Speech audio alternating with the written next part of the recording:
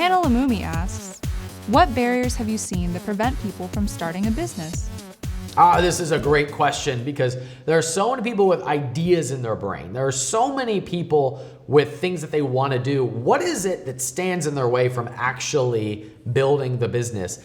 I think without question, the biggest barrier is just being willing to ask for the darn sale. I mean, the person who actually puts it out there and gets feedback in the marketplace. The person who actually is willing to look stupid. Because you don't look stupid. You just think you are because you're in your own head. Look, we have so many abilities to be able to take orders today.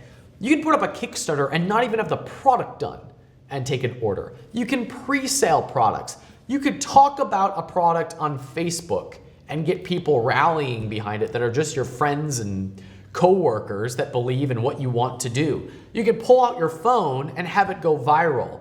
You can put something on Amazon and it costs $30 to set up an account.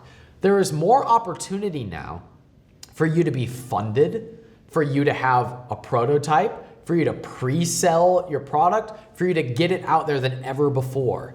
The difference is who's a person that's willing to make mistakes along the way and say, I'm asking for the darn sale. Whether it is emailing your customer list or pitching the client or picking up the phone and saying, if I could provide this value, would you be willing to pay for it? We all have our own insecurities, but when it comes to entrepreneurship, I have found that the biggest insecurity that prevents people from taking that action is, what if I can't deliver, or what if I'm not of value? What if my product's not good enough?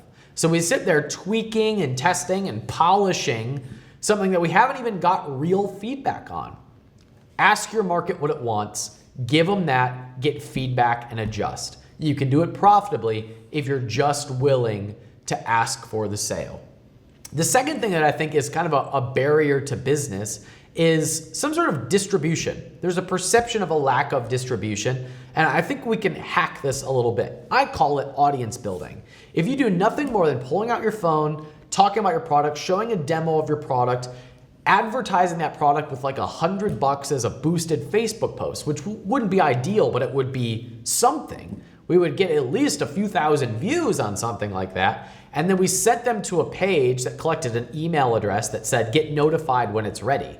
If we did only that, we would have a list of people who are talking about the product, who are on a list that were ready for it when it got live. That's a distribution model. It's not a very sophisticated one, but it's the shortest one to actually taking the sale. Or it might be you then put up the Kickstarter page and you send your list to the Kickstarter. Or it's you making a few videos using the demo, putting it on YouTube, and when the product is ready, talking about it on the YouTube audience that has started to follow your videos.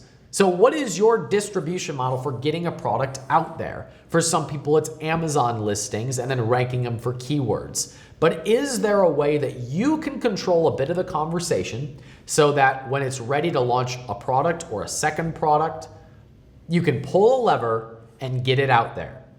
If this is new to you, go watch the first episode of Freedom Fastlane TV where someone asked the question, how would you start a business on $500 a month or less? And I say every dime of that needs to go into audience building, because when it is time for you to monetize, you can pull a lever, have people see a message, and you can sell whatever you want and have a profitable business.